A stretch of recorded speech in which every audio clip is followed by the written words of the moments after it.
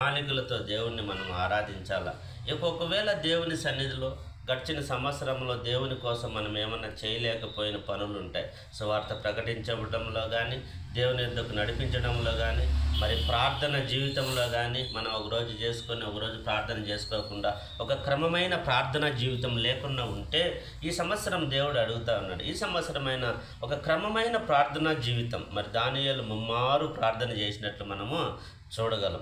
ఆయన ఒక ఒక ఒక క్రమం పెట్టుకున్నాడు. 3 పూట్ల ప్రార్థన చేసేది, ముమ్మారు ప్రార్థన. మనం కూడా ఈ సంవత్సరంలో ఒక క్రమం పెట్టుకోవాలి. నేను ఈ టైంలో ఈ సమయంలో నేను ప్రార్థన చేసుకుంటాను, ఈరోజు నేను మర్చిపోకుండా ప్రార్థన చేసుకుంటాను, బైబిల్ చదువుతాను, మరి దేవునికి మరి ఏమైతే నేను దగ్గర కావాలనో ఏదైతే మార్గాలు ఉన్నాయో వాటన్నిటిలో నేను పాల్గొంటానని ఒక క్రమం ఈ సంవత్సరం పెట్టుకుంటే మన జీవితాలు మనము దేవునికి అప్పగించుకున్నప్పుడు మరి నూతనముగా మార్చబడతాం. మరి పాతవి గతించిపోతాయి.